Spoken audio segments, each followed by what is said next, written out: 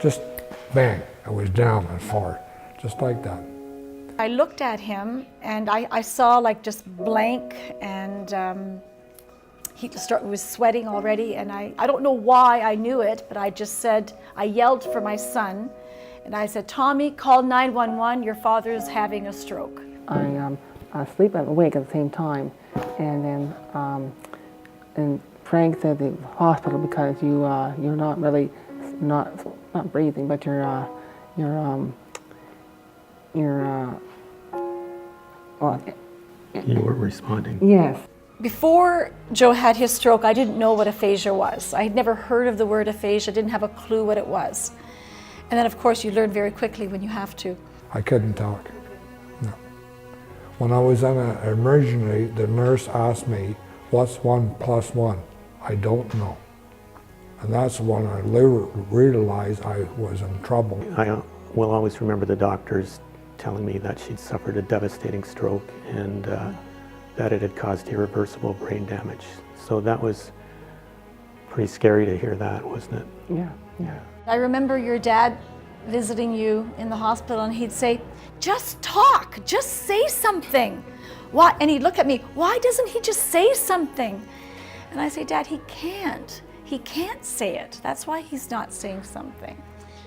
Nothing at all, nothing at first.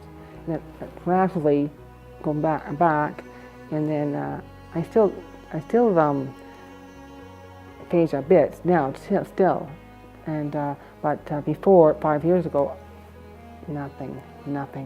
Speech is a problem for a lot of people because they're so embarrassed. They can't speak, they don't speak, and they won't try to speak. The nurses always said, well, bring in some things that are familiar to her, and that will help her, speak. So I brought in a few things, one of which was your recorder. Mm-hmm. And the first time I gave it to her, it was like, she kind of looked at it and put it aside. She didn't really know what it was, and then so I said, okay. And then a couple weeks later, I brought it in again, and she picked it up. She put her fingers over the holes and started blowing into it, making sound. So I think that's when I knew you were going to be okay. Yeah, yeah. He had a speech therapist that was amazing at York Central Hospital, and she actually recommended this group to Brian. I like the way they also integrate the caregivers into the program, so there's lots of things for caregivers to do. With the help of the 2 programs that he's in, I've learned a lot about how to communicate with him, different strategies. I've learned to have a lot of patience because it's certainly not easy, and you have to have a lot of time. It's not something that can be rushed. It's been amazing for him, and this group of people is wonderful. So you've met other people that are in the same boat as you, in other words, that have aphasia, and so you learn different ways of communicating. You're actually seeing how we get, and this has been the major change since the stroke really, is how we communicate with one another. And it's much easier now than it was a few years ago, not only because there's been improvement, but I think I've become better at listening and kind of understanding what she's trying to say. I've been coming here for years, so I see improvement with guys or people, and that just, I'm thinking I used to be there at that level, and just tell the people, and just you have to wait time and patience.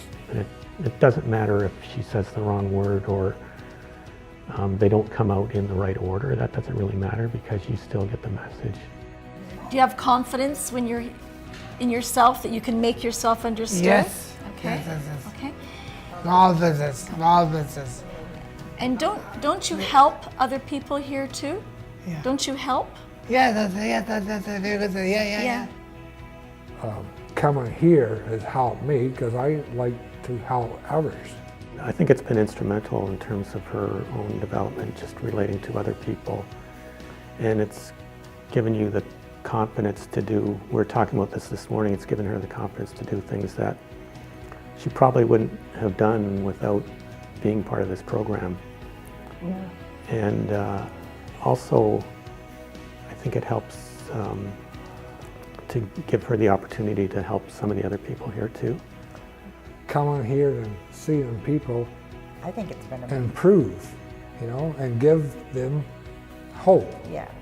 I think even spending half an hour with someone that has aphasia is a real eye-opener for a lot of people, a real eye-opener. And that is better than just explaining it. Actually spending time with someone like Joe or some of the other clients. One of her doctors, will always remember this, he said that her recovery was miraculous. And you don't often hear doctors talking in terms of miracles. So.